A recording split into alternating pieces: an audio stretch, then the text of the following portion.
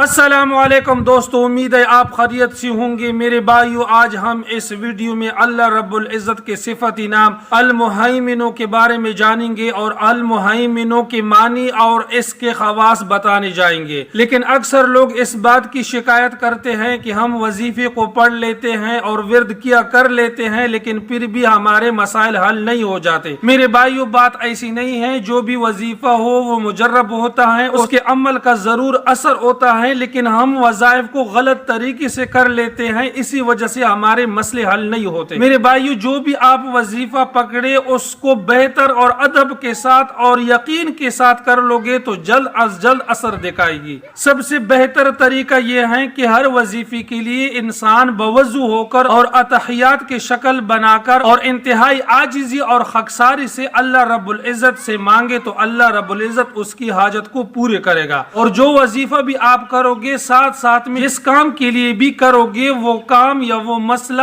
اپنے ذہن میں رکھا کرے، یا اللہ میں اس مسئلے کے حل کے لیے یہ وظیفہ کر لیتا ہوں، آپ میری مدد فرمائے۔ ہر وظیفے سے پہلے درود ابراہیم یا اور کوئی درود شریف 3 بار 11 بار پڑھ لیا کرے، اور جب ورد مکمل کرے تو آخر میں بھی درود شریف پڑھ لیا کرے تو وہ وظیفہ جلد اثر دکھائے گی۔ تو میرے بھائیو، چلو شروع کرتے ہیں المہیمنوں کے معنی اور اس کے خواص۔ المہیمن کا معنی ہے سب کی نگہبانی کرنے والا، یعنی اللہ رب العزت ہر چیز پر نگہبان ہے، اور اس کے 3 خواص ہیں۔ نمبر 1، جو کوئی غسل کرے پھر خلوت میں توجہ کے ساتھ نماز پڑھے اور 100 بار یہ اسم پڑھے، اس کے دل میں نور پیدا ہوگا اور اس کی مراد پوری ہو to گی اور عالی و ہمت ہو جائے گا، یعنی اس کے مراد بھی پوری ہو جائے گی۔ اللہ رب العزت اس کو ہمت عطا فرمائے گا، ہر چیز میں کامیاب رہے گا، ہر کام کے لیے اس کا حوصلہ بلند اور بالا رہے گا۔ نمبر 2،